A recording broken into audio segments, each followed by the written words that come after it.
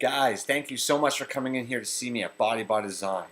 Okay, today's video is about self-awareness, all right? Sort of the definition and a brief breakdown of what it is. Self-awareness is kind of a double-edged sword, and I'll explain what that means here in a little bit.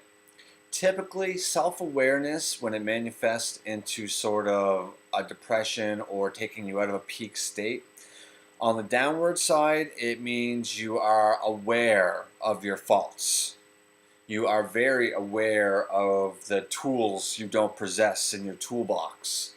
But instead of this triggering something to make you do something positive and go towards to learn the things that you don't know, it almost makes you slip into a really isolated and depressed phase, okay? And anybody you meet that's like this or is having this going on in their life, the best thing to do is to show them support, okay?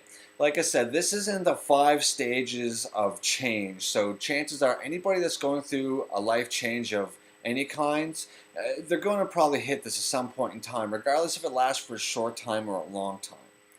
And so if you find yourself going through this really downtime, you need to go ask for some leeway. You need to let your partner know how you're feeling and maybe give a brief description of why you're feeling like that.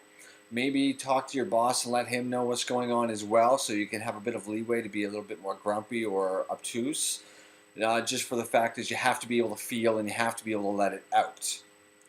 And if you don't have a close group of support, I suggest you find one. Whether it is like a networking group, a focus group, whatever the fact may be, some people that are going through the same thing as you, all right? You need to get around people. You need to know that it's okay and that you don't have to feel like this, and there's ways of getting beyond this, okay? You hear me say again and again and again, you got to make a plan, and then you got to make the plan measurable, small little steps, okay? You keep throwing a pebble into the river every day, and eventually you will make a dam. It will take a while, but you can do it.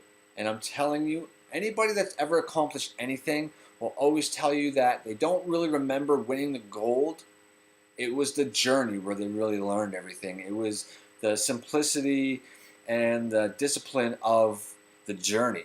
And I know that a lot of people fear this word discipline, but it's not really a word to be feared. Discipline actually means freedom. You really need to step back and take a look at this. Have you ever seen these guys on these TV shows where they're in prison for a really long time and maybe they're in there for life, but when you see them you can tell that there's a calmness about them and that they truly are happy? You see this again and again and again. And the reason for it is that they've become so disciplined that it doesn't even matter that they're behind the bars. They're able to put their mind to a state in which is pleasant, and they have an understanding of their surroundings, okay? Another good example